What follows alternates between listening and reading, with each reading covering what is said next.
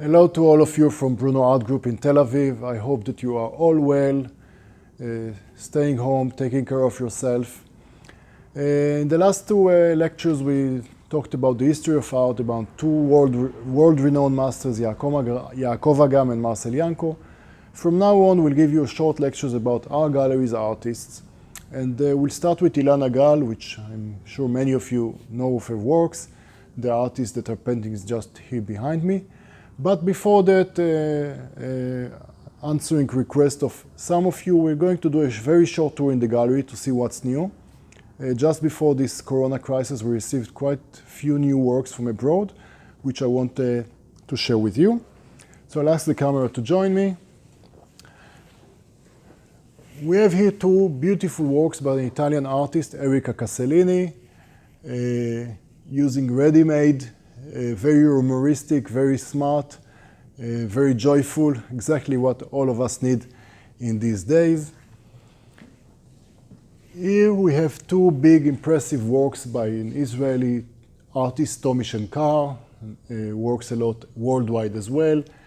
He used mixed media collage, acrylic oil on wood, very big, very impressive works, which I'm sure will be nice in any office or living room. We recently received a series of silkscreen serigraphs by Andy Warhol.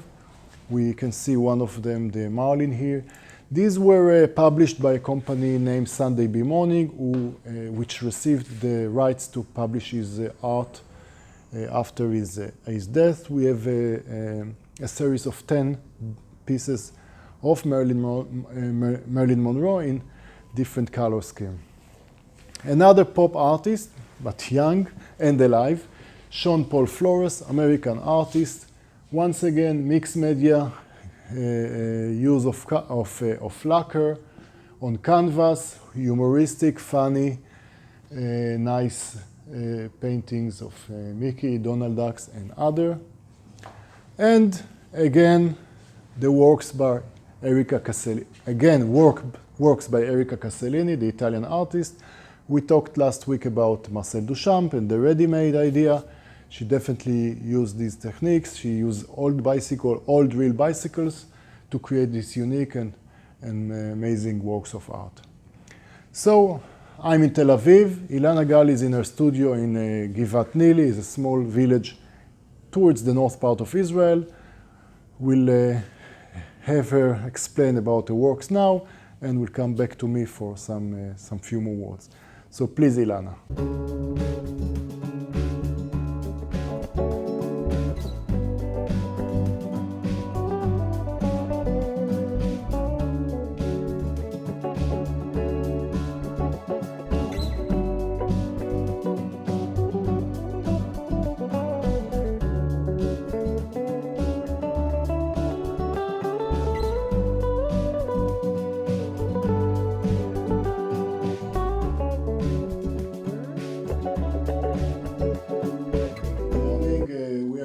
Givat Nili, a small village on the way to Zichron Yaakov. Very nice place. We'll show you a little bit around later. Ilana Gal hosting me in her studio. Hello Ilana, good morning. Good morning, Moti. How are you these challenging times? Actually, good. Actually, for you, it's not big of a difference. Anyway, you come here. It's not a big deal. Anyway, on regular times, you come here every morning by yourself. I come here every morning, and now I can come here every afternoon, even every afternoon, because all of my children are at home, and I don't have to take them and bring them, and I have a lot of time for myself. And I'm trying to keep my routine here in the studio, and I'm grateful for that. Good that you're happy. So tell us a little bit about your life. Where did you born? Your childhood. I was born in Kiryat Chaim, Haifa. It's a place near Haifa, belongs to Haifa. At the age of 4, my parents, my dad worked in Solel Boneh, and we went to Uganda, Africa, I lived there for 1 year, and then we moved to Nigeria for 6 more years, and all of my childhood I was there.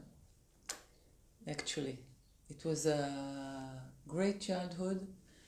I was raised in a usually school, but the local people was all around us. They worked with us. They came to sell us, to try to sell us a lot of things. The local artist, and I remember it as a very good period of time. When did you start painting? Did you study art? How did you reach this point of becoming a professional artist? I don't remember when I started painting. I don't remember. As a child, I don't remember myself painting. My mother said that I was, but I don't remember anything. But I know that at high school, I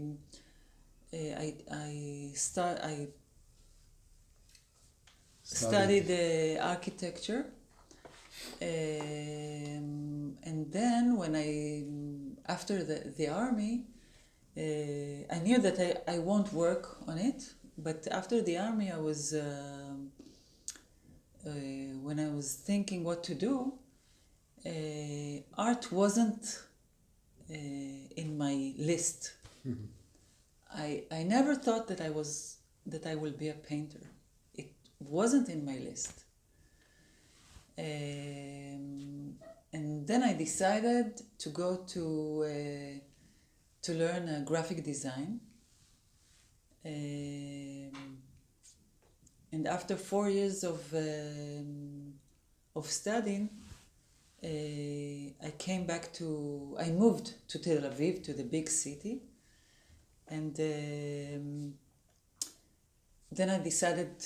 I realized that I won't be a graphic designer, because I don't want to work all day with the computer.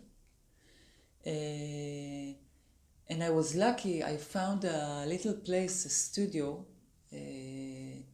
in the street that I was living, Shenkin, a little studio of paintings on tiles for bathrooms and for kitchens. And they was looking for a painter to paint all the tiles. And I got the job, and it was, I was so happy with that. And with my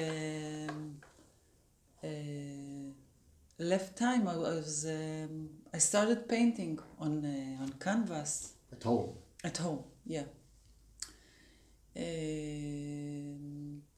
And then I met a friend of mine. She was working in Tel Aviv, and she knew a lot of people. And we met, and she saw the pictures, the paintings that I was painting, and she decided to start doing me exhibitions at her home. She had a very nice old home, in a big one in Jaffa, and we started. I think we did 5 or 6 exhibitions at her home, and it was very very successfully exhibitions. And I think the reactions of the people, and the loving, and I saw and that's what encouraged you to become a professional artist. Yeah, that's what it is. Nice. From that point, I decided that I probably have to be a painter. Nice. Okay, so tell us a little bit about your technique. I have to say that I start with no idea. Although it don't look that way, but I start with no idea. I put the paint on the canvas, the Colors. the colors, Different colors. different colors on the canvas. It's very important to me, the composition and the harmony. I think it's because of my early study in graphic design. And every layer, I'm looking for something, but it's very spontaneously, very unplanned, like myself. An unplanned person. I'm an unplanned person. Okay. So how after all we have this painting is not ready yet, but we can start seeing something. Yeah, so because after all, because okay, at, for just putting colors on top of a canvas, it doesn't happen. So how it yeah, because there's a point that I'm starting to put. I want the figures to come out, and there's a point that I'm putting the eyes. I'm starting to putting the eyes. So you first start with the eyes. Yeah. Okay. I first start with the eyes, and then I built the figures around them. Where are those figures from? Where do they come from? When I started painting, it was 25 years ago, 94. Afterwards. When I started painting, I was very, my paintings was very graphic, was very, Abstracts? no abstracts. איך אומרים מסודרים? Organized. Very organized. But then one day my oldest son came from the kindergarten with a very nice picture of two figures, very naive figures. And I decided to try to do them on a big canvas, and I was so surprised of the outcome. Of the outcome, yeah, of what came out of me, and suddenly I realized that I'm full of figures inside me that I wanted to go out, and maybe from my childhood in Africa, I don't know, but since then the figures keeps coming out, and I think that since then I'm painting only figures. Nice. You want to share with us some of your tools, your brushes? Actually, I'm not using brushes. I'm using my main tool is this. Palette knife. A palette knife. And I started with it since I was started painting, and it looks like this, and I realized that I have to buy a new one because this is very old. It's with me, I think, 20 years, and I went to the shop to buy a new one and see what I discover. The difference between 20 years 20 years old palette knife. 20 years old palette knife and a new one. But still, I can't use the new one. I'm still using the old one, and that's it. Good. Thank you very much for sharing with us your past. Thank you, Martin. Even me that I know you so for 15 years by now, I still learn new things every time. Thank you all of you for listening. We wish you all to stay safe and have a nice weekend. And maybe you can come and visit Ilana after this crisis ends. She'll be happy to host you very much. in her studio. So take care. You're all and, welcome.